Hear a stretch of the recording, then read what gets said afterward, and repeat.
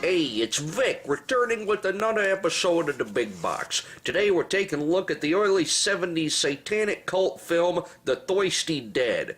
Want to know why there were so many satanic cults in the 70s? Because everyone in the 70s actually was in a satanic cult. Even some of us today.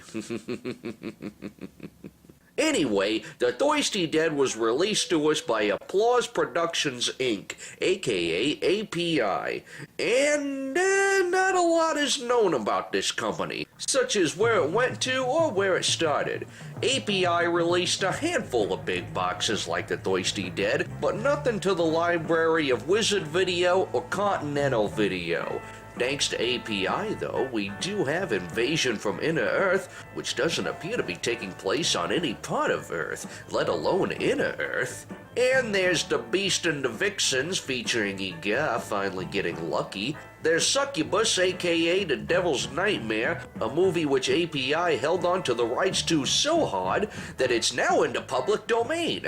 The cremator seems to suggest that if you torch an entire city, anyone could be considered a cremator. Ride a Wild Stud isn't horse porn, but it still looks disgusting.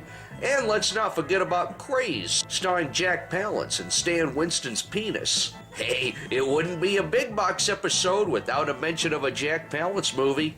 But let's get to our main feature presentation. The title card for The Thirsty Dead opens like any thirsty title should, over a body of water. Problem solved. A series of kidnappings is taking place all over the city, where beautiful women are being snatched up at random and turned into an opening credits sequence. When an airline stewardess is abducted in the middle of the night by the stonecutters, she's taken deep down into city sewers. Aw, looks like Moses didn't make it. Must be a long sewer system, though, since they eventually arrive in the Amazon.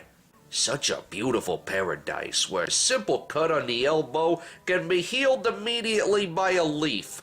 Unless you're Asian. I always thought the leaves were a little racist. One of the ladies happens to be a prostitute, and like real prostitutes, they're horny even when they're off the clock and kidnapped. Things could be worse, honey. If you can make a buck and not even leave your bedroom, you've really got it. Yes, we get it. You're a whore. The island is run by a cult of buxom beauties, the skinhead cast of Cannibal Holocaust, and Larry from Three's Company, all under the guidance of a severed head and a jello mold. Why do I get the feeling that eventually they're going to incorporate the help of Spock's brain? But of all the island cults I've seen, this one isn't the most bizarre. Remember our trip to the island of the floating ghost titties? Now I know what you're saying. Greasy Larry from Perfect Strangers isn't that scary. Well, that's why the movie comes equipped with Linda Blair's possession voice. It's no use to shout. It will not save you from growing old like that. Better than if it involved the Locust costume from Exorcist 2. Laura the stewardess gets a much nicer room because the movie is under the impression that she's the most attractive out of the group, even though she's not. This is all part of a ceremony in which blood is drained from the lady's neck latex, which holds the key to eternal life, and is consumed by our hot vixens. Well, that explains the thirsty in the title, but if they have eternal life, that's the opposite of dead.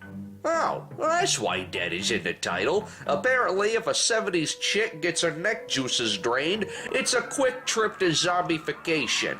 Naturally, the stewardess wants to get the hell off this island because immortality is much worse than going back to the States and starring in an episode of Spider-Man. The other beauties decide to hightail it the hell off this rock as well. I want to live forever.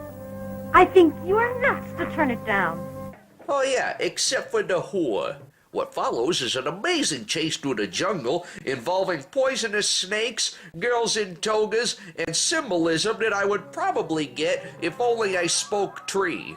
Once you get outside the immortality lines, though, you can say goodbye to your Jerry Reed good looks. And thus ends the movie Zardoz. But seriously, folks, it's nice to see what the inhabitants of Summers Isle Island were up to before they torched Nick Cage. Not the beast! Ah! And let's open up that box there, cutie pie. Huh. Seems this tape is going commando without the support of a clamshell or a plastic tray. Don't worry, though, it all works out because it's a strong VHS tape. If this same thing happened to a DVD, it'd look more scratched than an adulterer's back. Plus, you can hear it rattling around in there like Miley Cyrus's brain.